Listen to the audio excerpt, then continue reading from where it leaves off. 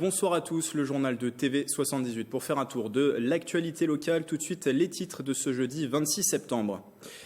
Il a été le 22e président de la République française entre 1995 et 2007. Jacques Chirac est décédé aujourd'hui à l'âge de 86 ans. L'ancien chef d'État qui a été à l'origine de la carrière politique de nombreux élus du département. Dans cette édition, les réactions et témoignages des Yvelinois suite à cette disparition. Conseil municipal tendu hier à Plaisir sous fond de désaccord avec le maire. 3 élus ont décidé de rejoindre le groupe d'opposition La République En Marche. Des départs qui portent à 9 le nombre de défections au sein de la majorité depuis 2014. Et puis cet atelier est mené à Buc pour la 2e année consécutive. Dans le cadre de leur réinsertion, 5 personnes condamnées conçoivent une bande dessinée en compagnie d'Eroc. Une réalisation qui sera présentée lors du festival de la BD en octobre prochain. Et puis tout à l'heure en plateau, 2 auteurs, elles sont les auteurs d'Aimer Versailles, 200 adresses pour découvrir ou redécouvrir la cité royale.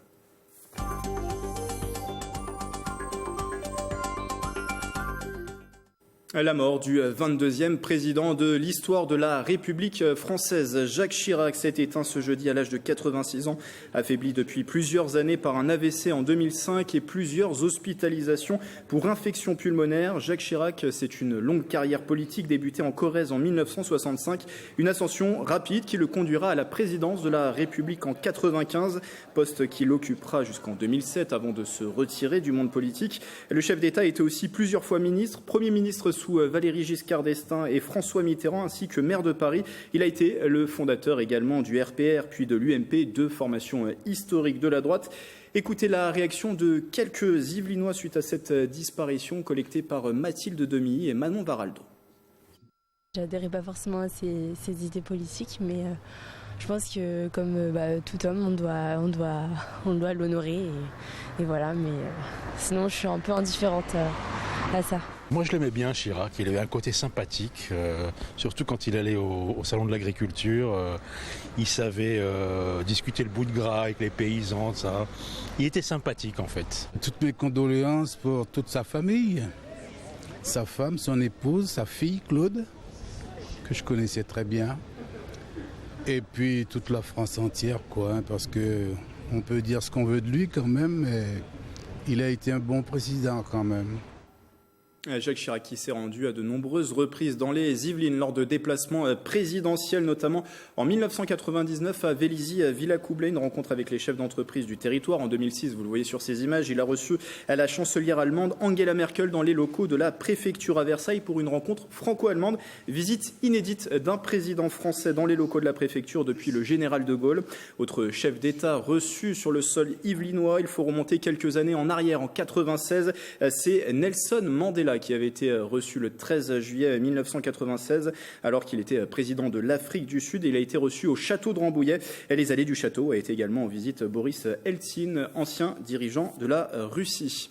Et Jacques Chirac qui a été à l'origine de la carrière de nombreux ténors politiques du département. Alain Gournac, Jean-Marie Tétart, Pierre Lequier ou encore Pierre Bédier. L'actuel président du conseil départemental a fait ses débuts aux côtés de Jacques Chirac en 1976. Il a participé en 1995 à la campagne présidentielle où il se voit confier l'animation des fédérations RPR. De 2002 à 2004, l'Yvelinois était secrétaire d'État en charge des programmes immobiliers de la justice.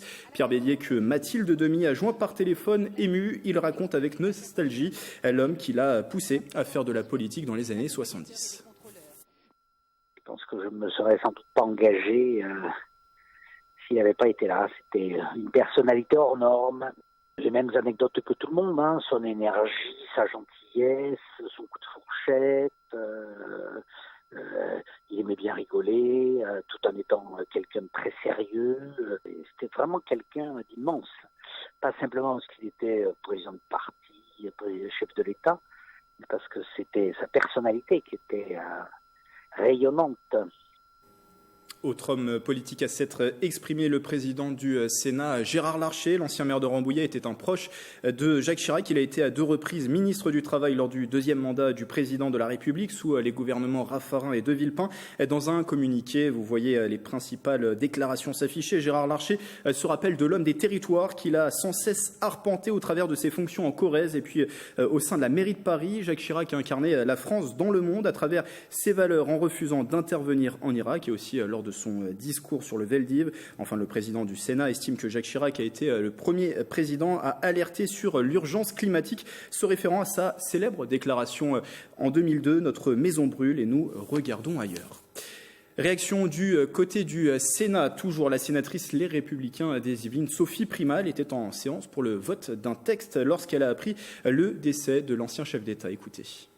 Mes chers collègues, c'est avec beaucoup d'émotion et beaucoup de tristesse que je viens d'apprendre le décès de Jacques Chirac, président de la République. Et je voulais vous en faire part et je voulais vous proposer, si Madame la Présidente l'accepte, que nous fassions d'ores et déjà un tout petit moment de silence, s'il vous plaît. Et vous l'avez senti dans la voix de la sénatrice, un moment difficile.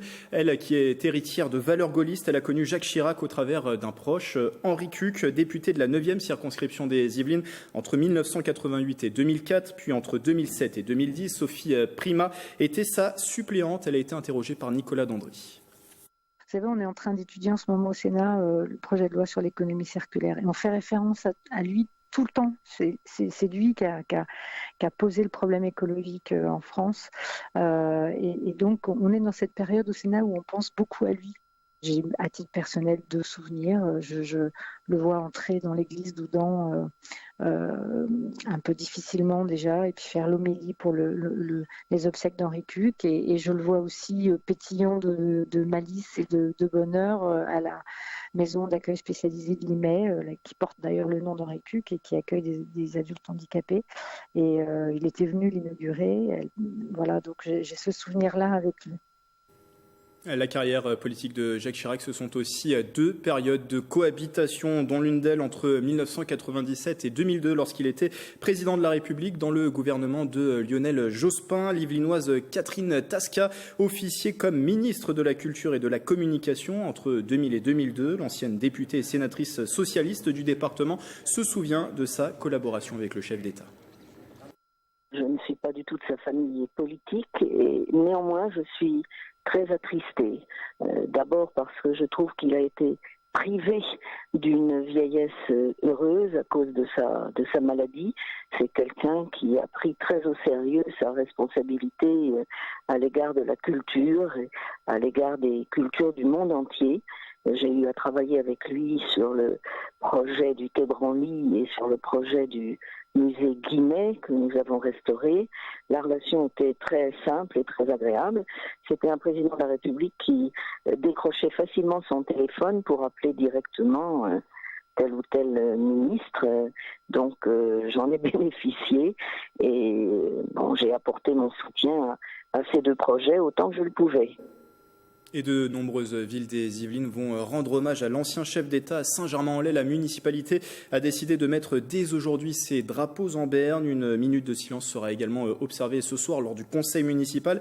La commune et Jacques Chirac étaient notamment liés par la famille Péricard. L'ancien maire de 1977 à 1999, c'est Michel Péricard, était un ami intime de l'ancien président. Son fils Arnaud Péricard est lui maire aujourd'hui de la ville yvelinoise. Arnaud Péricard qui s'est confié à Mickaël Elmidoro.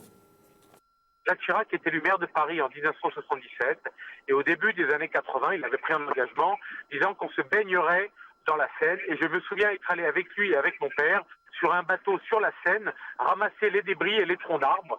Puis j'oublie pas ce qu'il a fait, ce que mon père et Jacques Chirac ont fait dès 1977 pour le Paris Saint-Germain. Je me souviens de Jacques Chirac au camp des Loges. Je me souviens de Jacques Chirac au Parc des Princes. J'étais tout petit garçon là au début des années 80. Bien d'autres personnalités yvelinoises ont réagi sur Twitter après l'annonce du décès de l'ex-président de la République. On fait le point avec Aurélie Ronce. Réaction très sobre de la présidente de la région Île-de-France, Valérie Pécresse. Avant d'entrer en politique en 2002, elle avait été conseillère de Jacques Chirac à l'Élysée. Et pour la petite anecdote, c'est elle qui avait appris à l'époque au président à manier les nouvelles technologies. Lui aussi a côtoyé de près l'ancien président. Le préfet des Yvelines, Jean-Jacques Brault, a été l'un de ses collaborateurs au début des années 2000. Il parle d'un homme d'État pragmatique.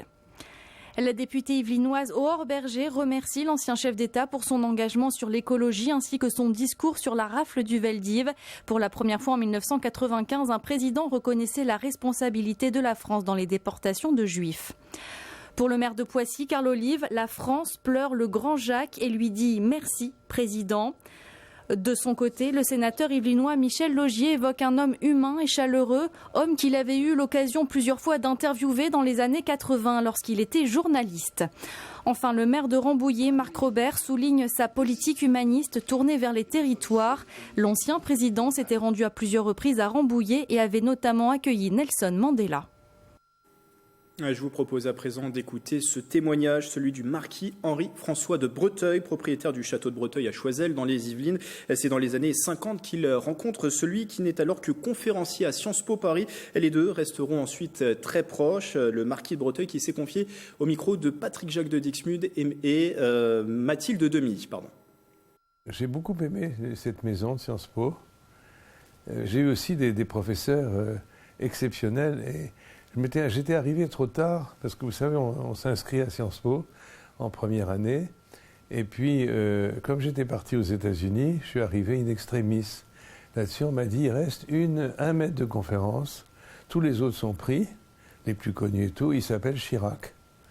Alors moi, j'ai dit, je prends Chirac. J'ai pas le choix, de toute façon. Et c'est vrai que Jacques Chirac m'a beaucoup frappé. Il a été mon maître de conférence à Sciences Po. Et c'est quelqu'un qui sûrement a eu beaucoup d'influence sur moi. Je dis souvent que c'est un peu comme un maître. Il faut savoir qu'il était tout jeune. Moi j'avais 17 ans, il en avait 28. Ce qui me frappait beaucoup, c'est son dynamisme, sa manière d'être avec les étudiants extrêmement, vaillant en quelque sorte. Et au fond, tout le monde était très, très conquis par lui, par sa manière d'être, et c'était très, très frappant, au fond. Moi, j'ai eu une très bonne note avec lui, etc., ce qu'on appelait les notes de conférence, mais il pouvait être aussi très sévère. Il n'a pas été avec moi, j'ai eu de la chance, mais avec une de mes amies, qui était une charmante jeune femme, qui sortait jusqu'à 3 heures du matin, qui arrivait avec les yeux tirés comme ça. Chirac lui dit, mademoiselle, quand on porte le nom que vous portez, on n'a pas le droit de laisser filer ses études. Et il y a mis une note éliminatoire de conférence de méthode. Donc, il pouvait être sévère. Mais il était super dynamique. Rien que sa manière de marcher dans les couloirs de Sciences Po, vous voyez, il arrivait avec ses grands pas, etc., l'heure pile. Il était comme ça. Donc, moi, il m'a beaucoup appris, je dirais, justement, dans la politique de la France, tout simplement, dans également la politique étrangère. Il était très, très présent dans tous ces domaines. Alors, il y avait des choses amusantes avec Chirac, c'est que quand il y avait un étudiant qui posait une question un petit peu, je dirais pas insidieuse, mais enfin un petit peu précise, un petit peu assommante. Alors Chirac lui avait cette phrase extraordinaire, « Passons sur les détails ». Et il remettait à sa place l'étudiant qui avait voulu lui casser un peu les pieds. Mais je l'ai bien connu, parce que je l'ai connu en première année. Ensuite, en seconde année de Sciences Po, j'étais son assistant. Et puis par la suite, je l'ai revu de temps en temps à l'Élysée, ici. C'est vraiment quelqu'un que j'ai beaucoup admiré. J'aime bien aussi son épouse. J'ai connu un petit peu la famille. Et il y a une histoire assez amusante à propos de son épouse. C'est que quand on est élu, il a été élu au conseil municipal de Sainte-Féréole, qui est un tout petit bled en Corrèze. Et la coutume dit que quand on est élu au conseil municipal pour la première fois, on fait un grand buffet campagnard, on amène toutes les victoires pour inviter tout le village. Et alors je voyais Chirac qui préparait tout ça, moi je l'aidais un petit peu à tout mettre dans sa 403, et là-dessus je vois Madame Chirac qui ne bouge pas. Je lui dis, Madame, vous n'allez pas ce soir avec votre mari à Sainte-Féréole? Elle a eu cette phrase définitive, non, jamais je ne laisserai Jacques faire de la politique. Et elle a été ensuite un grand supporter de son mari. J'ai cru, dès le début, donc il avait 28 ans, que c'est quelqu'un qui irait très loin. Peut-être parce qu'il avait ce côté très, très mordant, très personnel, enfin, en formant en plus les étudiants, etc. Et j'ai pas été surpris. J'ai suivi beaucoup sa carrière après. Je l'ai revu de temps en temps, mais pas autant que j'aurais aimé. Mais j'ai vu quand même de temps en temps. Mais il avait vraiment, on a senti dès le début qu'il allait se passer quelque chose avec ce bonhomme. C'était pas juste un homme politique comme un autre. Et ceci a fait que j'ai suivi un peu sa carrière à Matignon, également les soucis qu'il a eus. Je suis allé 2 fois en Corrèze dans sa maison et je me souviens c'était l'époque où Giscard devait être, je crois, était président de la République. Et il m'avait dit, je lui avais dit, mais vous allez vous présenter au prochain coup, etc. Il m'a dit, je ne sais pas, de toute façon, Giscard, il a barre sur ses talons. Donc, et puis il avait ce charmant petit château, très modeste, en Corrèze. Et donc on s'attendait à ce qu'il se passe quelque chose avec un gars comme ça. C'était pas quelqu'un de léger. Voilà, il était très costaud, enfin, politiquement, très costaud. Et puis on a vu qu'il a eu des problèmes, bien sûr. Il a eu cet accident de voiture, au moment des élections européennes, qu'il a gêné. Il a eu des gros problèmes aussi dans la vie. Ça n'a pas été quelque chose, ça n'a pas été un long fleuve tranquille. Mais il est toujours arrivé finalement à retomber sur ses pattes et à finalement être élu président de la République. Il était fidèle en amitié. Moi, j'ai eu la chance qu'il m'ait donné la croix de chevalier Légion d'honneur et la croix d'officier Légion d'honneur à l'Élysée. Ce qui fait qu'à ce moment-là, vous n'êtes pas obligé de faire de discours. C'est le président qui fait un discours. Et après, le récipiendaire ne fait pas de discours. Parce que je trouve que c'est très délicat de dire « je suis un mec formidable, j'ai fait ci, j'ai fait ça ». Moi, ça me déplaisait outrageusement. Et je l'ai revu à l'Élysée dans différentes manifestations de temps à autre. Alors, c'est curieux, Jacques Chirac, Dieu sait qu'il avait beaucoup de talent, mais il n'avait pas beaucoup de mémoire. C'est très curieux, c'est quand il faisait des discours, souvent il avait un papier, vous l'avez remarqué sûrement, et il n'était pas, il n'avait pas une mémoire comme François Mitterrand. J'ai un tout petit peu connu aussi, qui lui avait une mémoire mais phénoménale. Voilà pour ce témoignage du marquis de Breteuil. Le président de la République Emmanuel Macron a lui prévu de faire une allocution télévisée ce soir à 20h. Et demain, vendredi, dans le 7-8, l'hebdo, nous reviendrons bien sûr sur le décès de Jacques Chirac. D'autres réactions à vous proposer, notamment d'élus de Saint-Quentin en Yvelines qui se réunissent ce soir en conseil d'agglomération. Voilà ce qu'on pouvait vous dire sur cette actualité. Jacques Chirac qui s'est éteint ce jeudi à l'âge de 86 ans.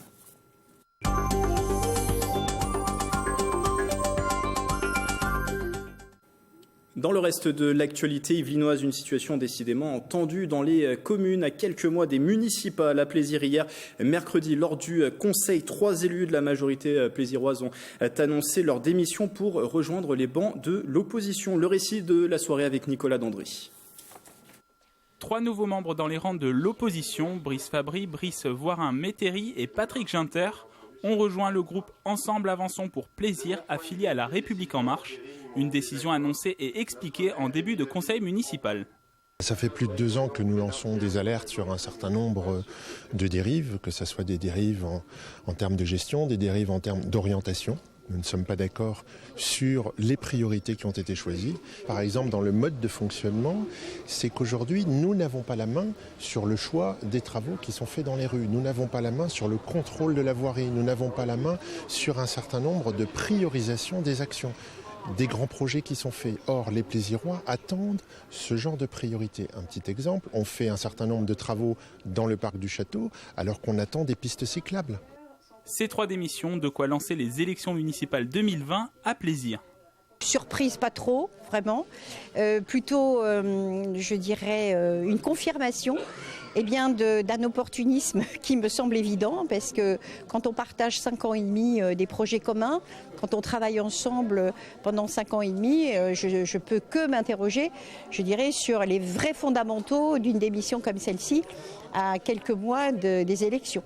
Nous sommes en proximité permanente des habitants, on entend bien le retour des habitants sur tout ce que nous avons fait depuis 5 ans et demi aujourd'hui. On se dit simplement que c'est peut-être un peu dommage de voir que, encore une fois, la politique donne une image comme celle-ci.